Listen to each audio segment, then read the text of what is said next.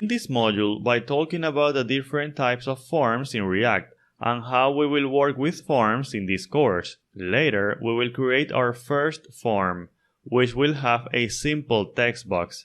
In this form, we will add validations, disabling the submit button while the form is being processed, and we will also see how to reuse said form in several components. Later, we will learn how to work with selects or drop-down lists and checkboxes. We will also work with dates and calendars, images, maps, and multiple selection components such as an autocomplete or type ahead. We will start this module by talking about the different options we have in React to create forms. Forms allow us to save information entered by the user. This information can be text, numbers, dates, files, collections of items, etc. To achieve this, within a form we use controls such as textbox, selects, checkbox, and any other control through which the user can enter data. In React, there are two ways to make forms: controlled components and uncontrolled components. The controlled components technique consists of using states to handle the information in the controls of a form. For example, in the following form, we use the useState hook to be able to have a form with a field. As you can see, the variable name represents a state of the component. We have a text input synchronized with the value of the state name. Then we use the onChange to update the name value using the setName function. In this way, it is the state of the component that contains the value of the form field. It can be tedious having to write so much code for a single control. That is, to make the text box work, we must have a state variable, then use onChange to be able to insert information into the state, and so on. Another option is to use uncontrolled components. If, in the case of the control components, the data of the form was completely controlled by React, in the case of the uncontrolled components, this data is not handled directly by React, but instead, in uncontrolled components, it is the DOM that handles this data. To use this technique, we use a ref to get a reference to the DOM element. Let's look at the same form that we had before, but this time using the uncontrolled components technique. What we do here is that we use a React hook called useRef, with which we can, among other things, take a reference of an HTML element. We are going to save this reference in the variable txt_name. Then in the input text we use ref to synchronize this variable with the input. With this we can access the value of the text box using txt_name.current.value. As you can see, in this way, we don't have to go around creating functions to be able to update the input value. Instead, this happens automatically. In addition to the two techniques that we have presented, we can also use libraries that make it easy for us to create forms and their validations. In our case, we are going to use two libraries, Formik and Yup. Formik is for forms and Yup is for validations. This is an example of how a form will look like when we use Formik and Yup. As we can see, we are going to have a very compact code for the visual part of the form. We have a button that will automatically deactivate when the form is being submitted to prevent the user from posting the form twice. We can also indicate the initial values of the form. We do the validation with Yup. As you can see, the name field is required and the first letter of this field must be uppercase. And in the onSubmit, we indicate what should happen when the form is posted. Don't worry if you don't understand this code. We are going to build it step by step in this same module. But I wanted you to see it so that you could see the difference with the previous forms we saw. So let's get to work by building our first form. In this video, we are going to create our first form. First, I want us to install the Formik library. So let's go to terminal, new terminal, and let me say npm install Formik at 2.2.9. We are going to use the version 2.2.9 in this course. So let's install that, and it is installed. Now let me minimize the terminal and let's go to src genres create genre, and in here we are going to create our first form. So let me push this down and let's get to work here. I will use the Formik component, so let me say Formik here, through which I will be able to use the Formik library. So let's think about the fields of our form. Our form is going to be about creating a genre, and in our case a genre only have a name. So what I will do is that I will say initial values. I can define the initial values of the form by saying here name equal to empty. This will be the initial value of the form. Now besides that, I can add an onSubmit property in which I can say value, and here I can put a function that will run when the form is posted. Here I will say console log value. This value will contain an object with all of the information of the form, as we will see in just a few minutes. Now, inside of the Formik component, I will create a form component. I will use a form component, and inside of it, I will say div class name form group. Then I am going to say label name HTML4 name, and below that I will create a field. A field in Formik refers to a control for a form. So here I can say name equal to name. So this name refers to the property of the object that this field will correspond to, and name in this case is the name of the genre. We can also add class name equal to form control, so that we are using bootstrap styling. Now I want to create a button below this div, so let me say button. I'm going to use our button component, and we're going to say save changes, and we know that we have a save changes button here, so let me delete it because we don't need it anymore. It was just a test. Now here I need to define an onClick, but I don't want that. What I want to do is to use this button to submit this form. So for that I can come here and I can add a new property, which is going to be type. And type will have two choices, which are button or submit. Then I am going to say button default props equal to, and here I will say type button. So in this way type will have the default value button. And not only that, but I want to make onClick optional, because if my button is of type submit, then I don't want to define an onClick event handler.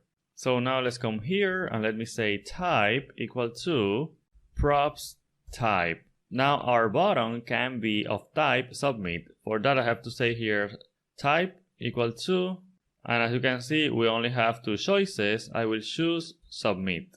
Besides that, below the button I will say link console class name button secondary to genres.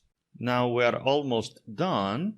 Let's see that our form wasn't imported, so let me import the form from Formik. As you can see, form comes from Formik Also, we are not using history anymore, so I will comment this out and also delete it from here.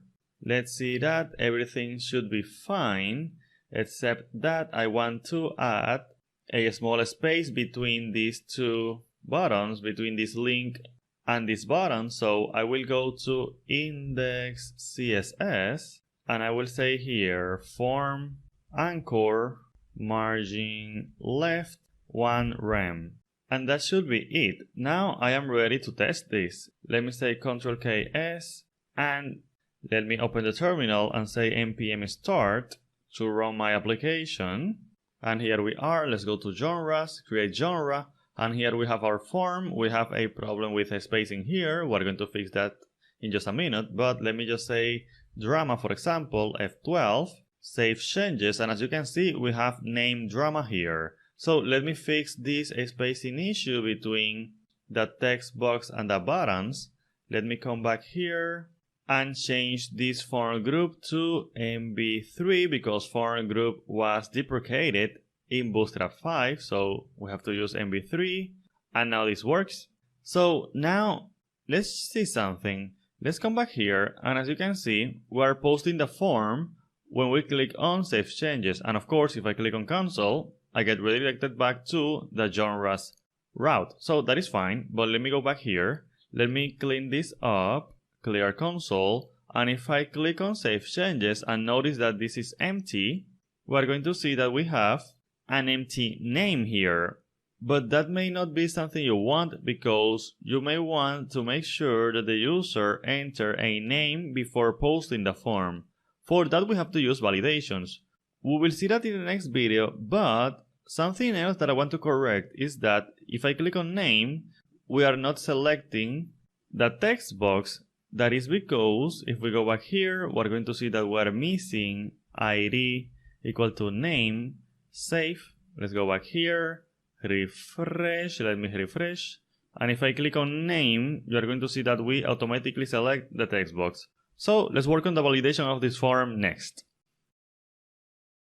In this video, we are going to learn how to do validations using a library called Yup. So let's install Yup. Let me go to terminal, new terminal, and I will say npm install Yup and we're going to install version 0.32.9. Let me install this. I'll press enter. And this is installed. Now let me minimize this.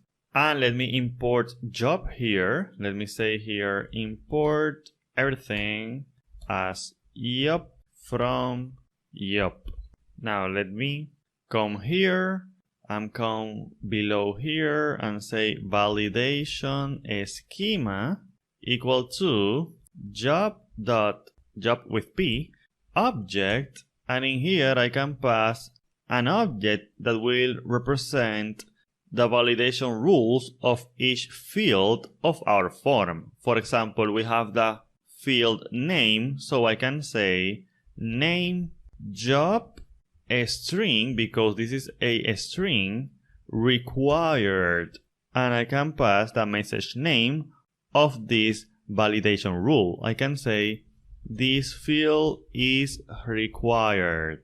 And that's actually it. With this, we are validating our name field, but after the validation, I need to be able to display the error message. So I will say here error message, which comes from Formik, and I will say here name because we are validating the name field, and in here I want to say message, and in here I will say div, and also inside of it I will say message to display the message. And let me say class name text danger, and let me put this in another line so that you can visualize everything. And let me save, and let's come back to Google Chrome, and I will refresh just in case.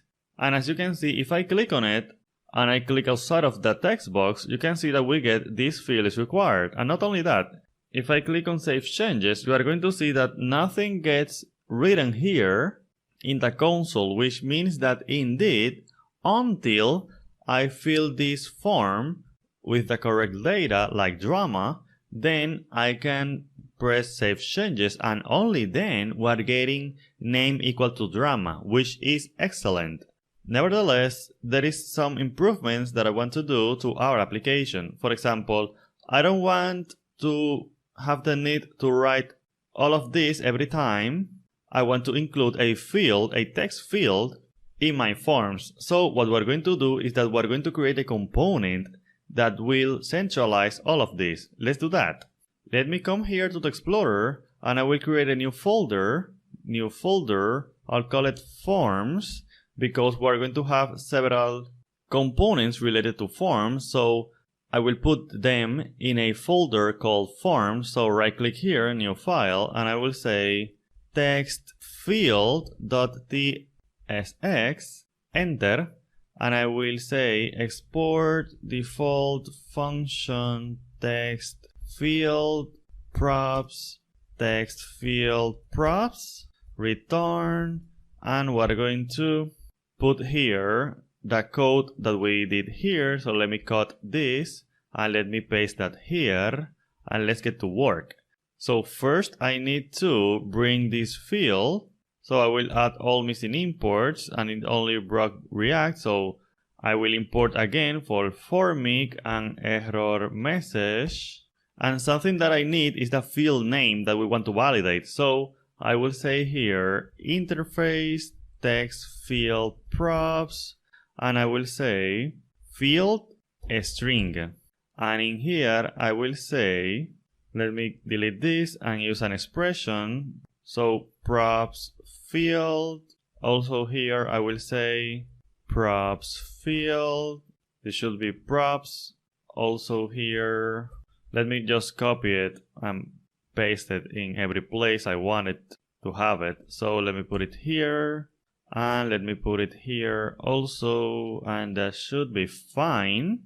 That should be every place. So now I can go back here and I can say text field, and I can pass field name.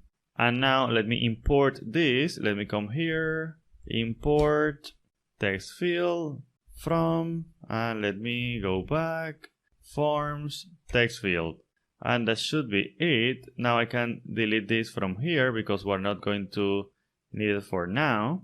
Now this should be fine. I should be able to save everything and go back to Google Chrome, and now see that we have made some progress. You can see that the validation still works, and we're not submitting the form if we haven't put something like comedy, save changes, comedy, but we have name here with a lowercase n. We can fix that right away. What we can do is to add another property, which is going to be display name string, and I will use display name, and here I will say display name. Now I can go back here and say display name equal to name. Ctrl K S to save everything, and now we have name with uppercase. Now this is all cool. Now as you can see, if I want to create another text field, I just have to clone this line and put it here, and I will have two text fields. Now that is great, but that is not what I want to do. What I want to do next is to be able to have a custom validation rule. For example, let me save, let me come back here, and let's say that I have a validation rule that says that the first letter of our name field must be uppercase. So if I write comedy with a lowercase c and I press save changes, I shouldn't be able to post the form because it is not respecting one of our validation rules. So how do we do that with Yup? Let's see that next.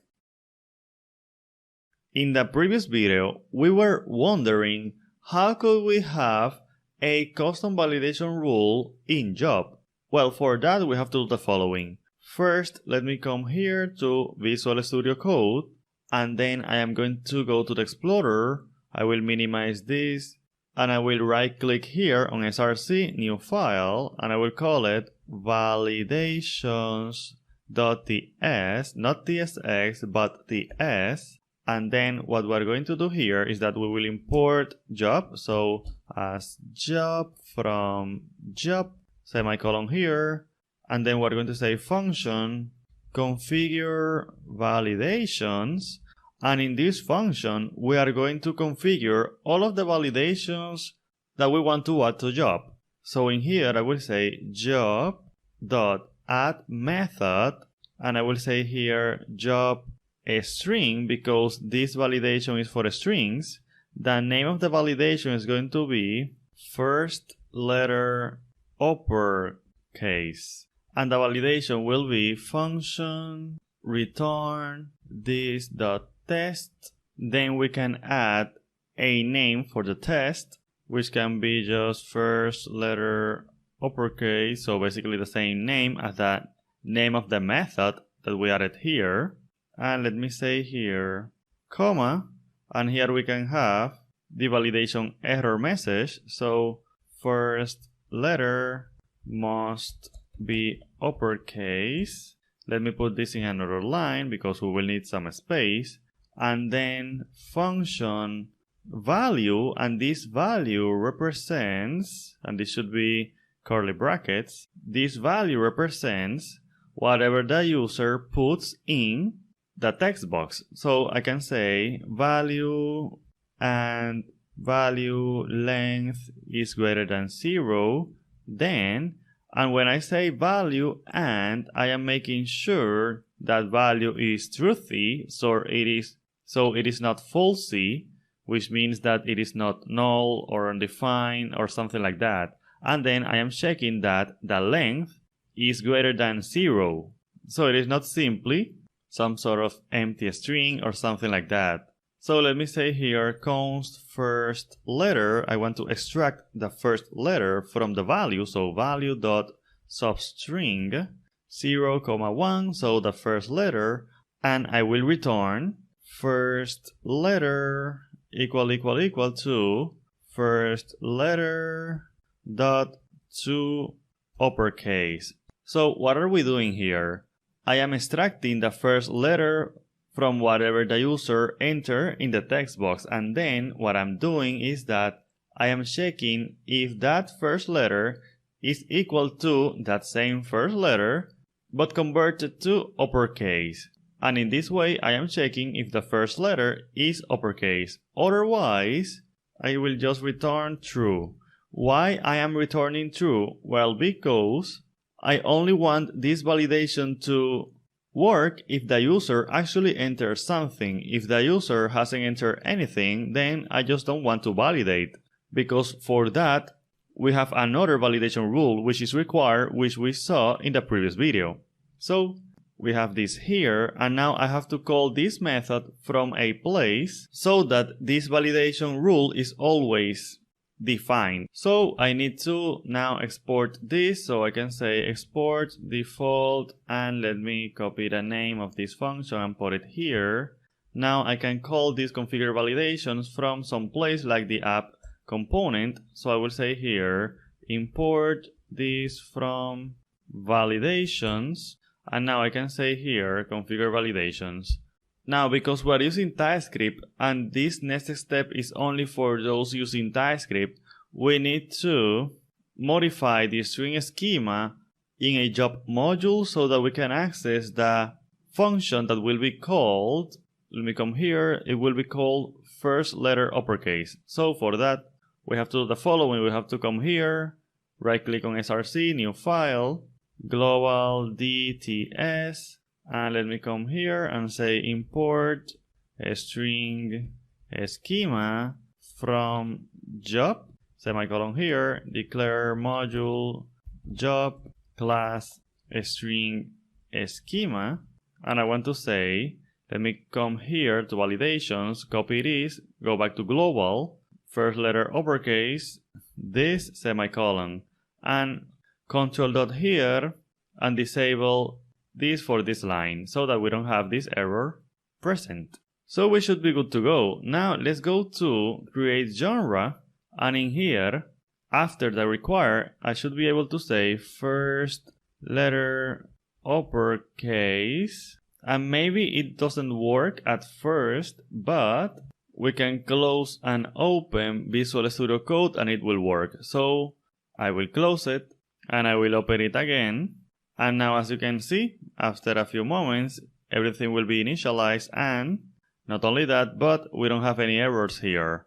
Now let's see if this works. Let me save, open a terminal, and let me say npm start just to run our application and see if everything works. Let me go to genres, create genre, and in here I can write drama with a lowercase d. Let me click outside of it, and haha, first letter must be uppercase. And not only that, if I click on save changes, it doesn't work. It doesn't work because we have a validation error. And if I write drama with uppercase D, then now I can save changes and we have drama here. So as you can see, we can write custom validation rules with Yup.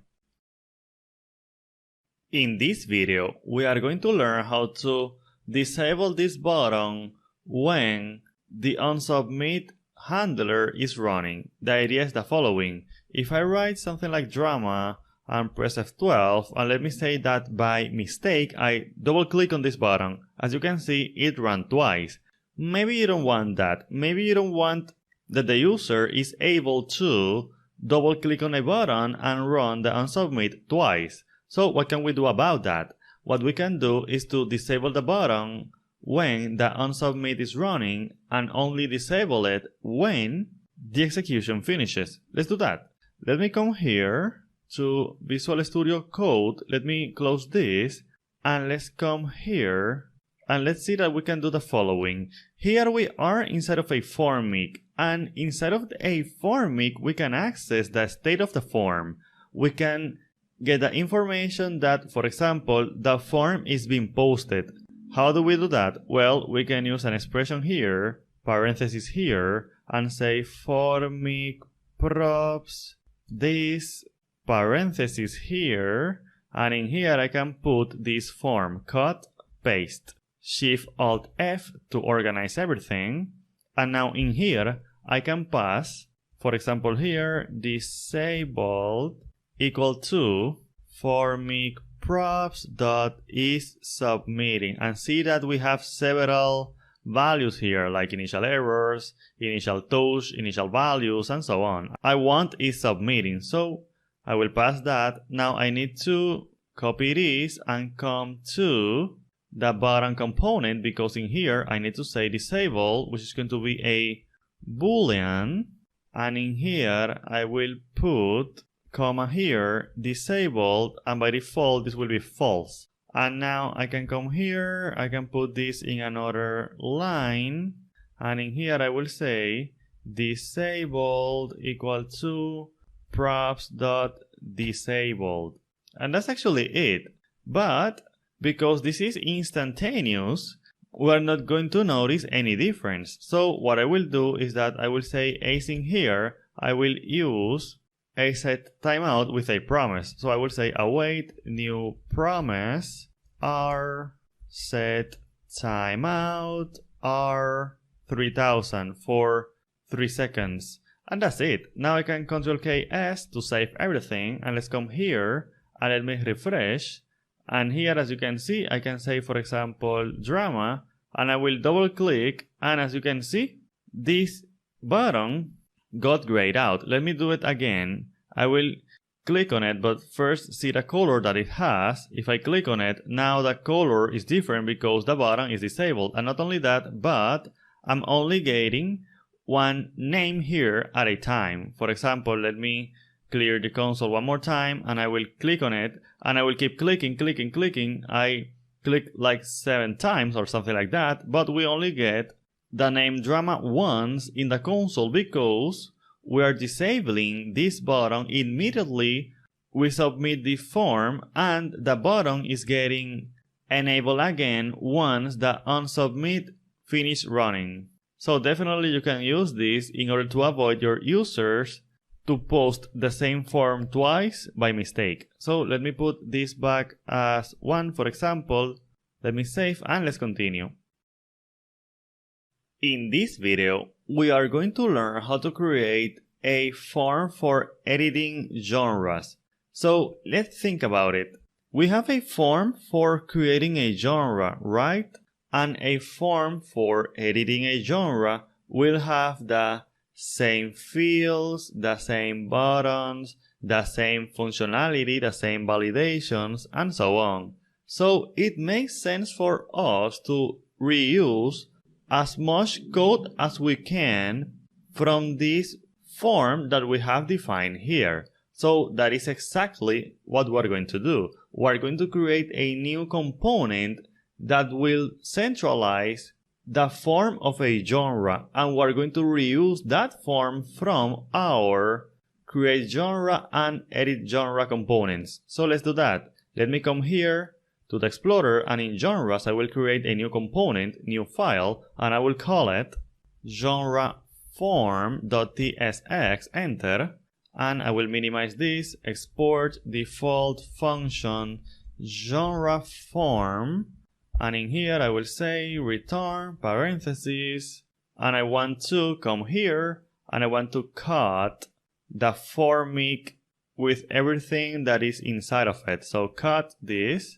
and let's come here to genre form and let me paste it, and we have a lot of work to do. Let me come here, let's come here, and I will basically copy all of this and I will paste that here at the top, and now we don't have those errors. Now sadly this behavior is kind of buggy, so we're going to leave this as it is for now and we're going to continue. Let me come here, and now here I want to use my genre form component, so I will say genre form, and I will close this. And what do I have to pass to the genre form? Well, I need to be able to pass the model which we are going to use. And when we talk about model, we mean an interface that will represent all of the fields of the form. So let's create that. Let me come here and let me right click on genres, new file, and I will say genres.model.d.ts, enter. And in here, we're going to create a new interface. We're going to say here export interface genre creation DTO, and I will say here name a string. And now we're going to use that genre creation DTO here. So we're going to do the following. We're going to say model, and we're going to say an object which will have a name property and no value on this property. Now I need to be able to pass a model here. So first let me delete all of this. Now let me save. Now let's come back here to genre form, and in here I will say props genre form props, and let me define this interface down here, interface genre form props, and in here I will say model, which will be of type genre creation DTO control dot to import genre creation DTO. And also I need to be able to pass the onSubmit into this component because I want to define that behavior from the parent component. So we're going to say onSubmit, and we're going to pass values as genre creation DTO, comma, action Formik helpers, and I will tell you what action is in just a moment.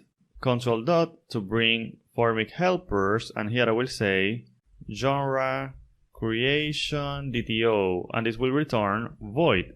So what is this Formik helpers? What is this action? Well, there is a second parameter here on the onSubmit which is called Formik helpers, as you can see, and through those Formik helpers we can access information about the form. For example, I can say here action, and in here I can say action dot, and as you can see we have several of the properties of the form. So those actions are part of the signature of this onSubmit event handler, which means that I have to put them here, even though we're not really going to use them in this course, but they are there in case you need it. So let me delete this because we don't really need it. I was just showing you what that action variable was. Now what I want to do is that I want to change these initial values to the model that we're passing. So let me say here props.model, and the same here for this unsubmit, I will cut this from here and say props.unsubmit. Now this is good to go except for this, which we are going to fix in just a minute. But let me come back here and we need to use the unsubmit here. So unsubmit equal to this, and I will just paste this here. And then let me delete this line from here and let me import the genre form component. So let me say here import genre form from genre form, semicolon here. And now this should be more or less good to go. And let's go back to genre form, and this fixed it itself, so great. If it hasn't been fixed for you, maybe try closing and opening Visual Studio Code one more time. But we see that we're ready to give this a test. So let me go back to Google Chrome and let me refresh this page. And as you can see, we have our form. Let's see that if I try to click Save Changes, we have this field is required. If I write drama with lowercase d, we have first letter must be uppercase. And not only that, if I write drama with uppercase d, and if I click on Save Changes, we see that we are not getting this disabled. That must be because we decrease the time of this set timeout. So let me put this back as 3000 just as a test. So let me come back here, refresh, drama, save changes, and now it is grayed out. So everything is working. Great. So let me put this back as 1. Now I want to reuse this genre form in our edit genre component. So let me come here to edit genre and let me minimize this. I will cut this from here because we don't really need it. So let me come back here and I will say create genre. Let me copy this and I will come back here and just paste it. And then I will import this genre form. So import genre form from genre form. But here I want to have a name. Something like action, because if we are editing a genre, it means that it has a name. Now, after that, I can say console log ID and then console log value. So we will have access to the ID of the genre and the new values of the genre. And I can leave this as it is because we know that this works. So let me save and let's come back to Google Chrome, refresh. This is cool, but let's go to edit/4, for example. And we have action here by default. Let me say action 2, save changes. And we have 4, which is the ID that we have here, and action 2, which is the new name that we gave to our genre. So this is working and we're reusing the form. This is a pattern that we're going to repeat throughout our application. We're going to have a create entity, create genre in this case, and an edit entity, edit genre in this case, and a component that will contain all of the logic of the form. That way we are reusing logic and reducing duplicate code. In this video, we are going to work with our filter movies component. The idea of this component is that we will be able to filter movies with it. In our database, we are going to have a movies table, and in it we will have several movies, and with this component we will be able to search through them. So in this video, we're just going to build the form. We're not going to be talking about functionality. So let's get to work. This form will have 4 controls, a text box, a select, and 2 checkboxes. So let's get started. First, I want to create an interface here, which is going to contain the data of the form of this component. So let me say here, filter movies form, and I will say here title, because we will be able to filter by the title of the movie, genre ID, because we will be able to filter movies by their genre, upcoming releases, boolean, and finally in theaters, boolean also. Now let's come here and I will create a sample object. I will say initial values of type filter movies form equal to, and I will say here title empty, genre ID equal to 0, upcoming releases equal to false, and in theaters equal to false also. Then let's do the following. I want to say here, I will use a fragment here, and I will put this A3 inside of it. Then I will use our Formik component, and I will pass initial values here, which will be initial values, of course. And let's also work with the onSubmit values, console log values. Right now, we will not do anything when the form is submitted, so we will just say console log values. So what we're going to do is that we're going to learn another way of working with Formik, and that is by using Formik props and not input type text and selects, and combine them with the special attributes that Formik need to work. So let's do that.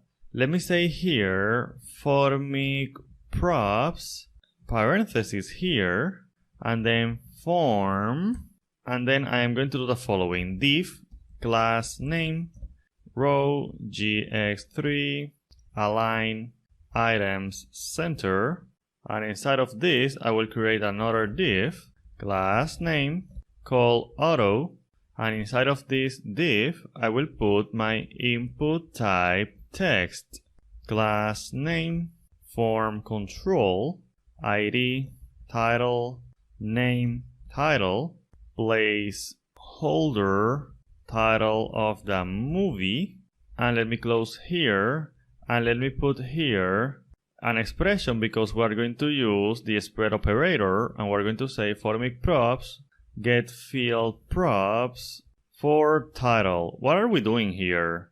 Well, in order for Formik to be able to integrate with this input, we need to pass some attributes to it, and this get field props is a shorthand of doing that. By the way, this get field props already contain a name, so we don't really need to put this here, so let me just delete this, and we're good to go. Now after that, I need to create another div at the level of this one that we have here, so let me say div class name called auto. We're going to work now with the select or drop down list if you prefer.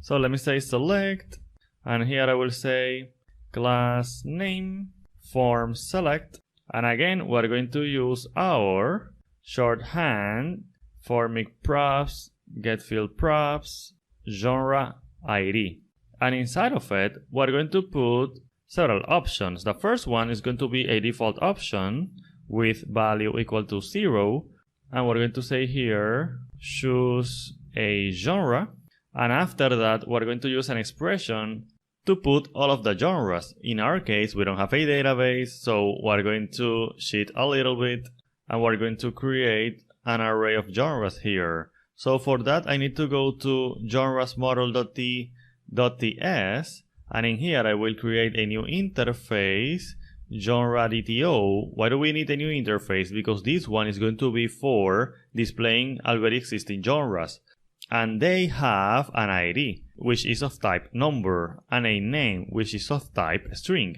Now let me save and let's come back here, and I will say here const genres of type genre DTO array control dot to bring this equal to array object ID 1 name drama, and comma here ID 2 name comedy, and that's fine, we only need 2.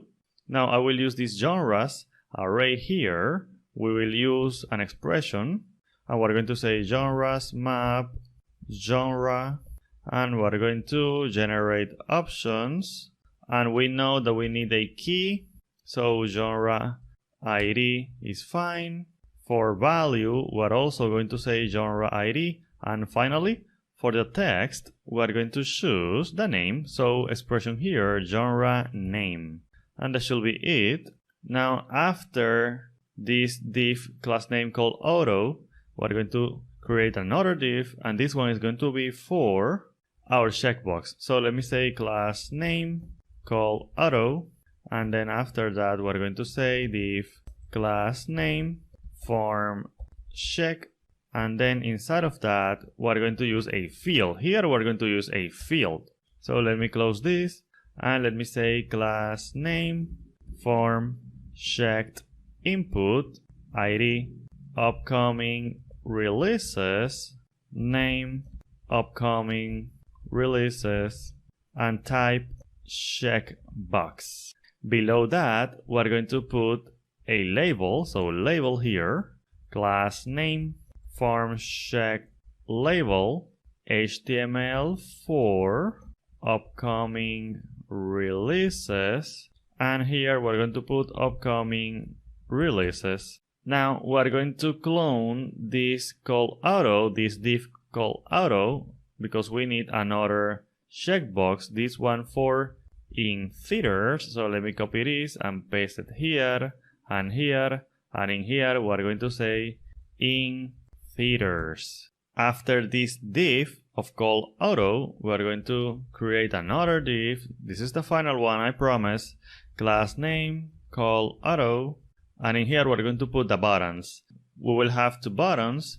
The first one is going to be for filtering, so let me say filter, and in here I will say class name button primary, and we're going to fix this in just a minute. Let me just continue working. I will say onClick equal to anonymous function, and here I will say Formik props, submit form. Why am I doing it like this? Just because I wanted to show you that there are several ways of submitting a form using Formik. You can definitely use a button of type submit if you want to, but I just wanted to show you that there are several ways of doing the same thing. Now, below this button, we're going to say button again, class name, button danger, ms3, so that we get some left margin. Then we're going to say here onClick equal to anonymous function Formik props dot set values, and we're going to set the values of the form using the initial values that we have. Now the last thing that we need to do here is to add a class name property for our button component, so let's do that. As you can see, we have this hard-coded, but that is not fine. So let me come here and say class name a string, and we're going to cut this from here, and I will come here and I will say class name. This will be the class name by default, but here I will put props class name. Okay, so now we can customize the styling of our button component. So let me come back here and let's see that here we have an issue because we haven't written anything here. So let me say here clear.